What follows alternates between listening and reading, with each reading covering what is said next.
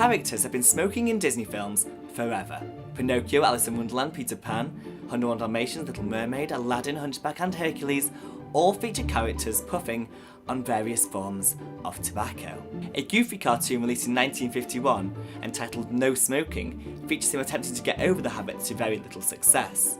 And yet these films are aimed primarily at children, and continue to be shown to children the world over. And I think the question we need to ask is whether characters depicted smoking in Disney films can potentially influence children to begin smoking once they become adults. Because Disney seems to think so. In 2015, Bob Iger released a statement announcing their policy to prohibit smoking in movies across the board. That includes films released under Disney, Pixar, Marvel, or Lucasfilm branding, unless smoking was part of the cultural or historical background of a real-life figure.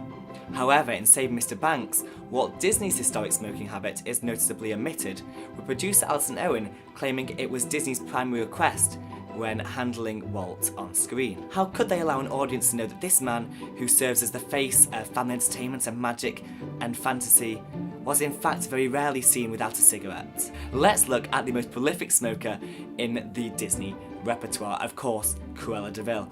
Also very rarely seen without a cigarette in 101 Dalmatians, the long cigarette holder has become just as much of a staple as her appearance as her fur coats. Yet looking forward, what really are the chances Disney shall allow Emma Stone to be seen smoking in the upcoming film? A lot has changed with regards to Disney's attitude towards smoking since the Glenn Close adaptations, 101 Dalmatians 2, and even House of Mouse. Descendants completely ignores the subject, and Once Upon a Time features her habit in an entirely different way, with her green breath the source of her animal controlling magic.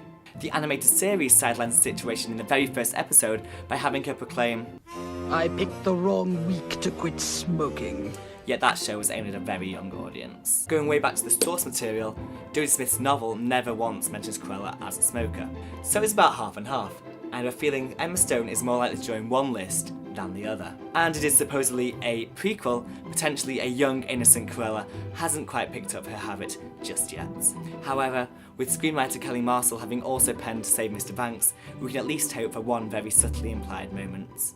I'd really like to know whether you believe character smoking in Disney films has such a detrimental effect on children, especially if you're a parent, and whether you think Disney should relax its smoking ban for Cruella.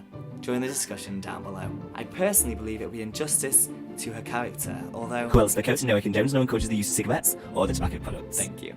I am Joseph Worthington and this is Cruella's Coat. Be sure to subscribe for more Disney videos and don't stay away too long.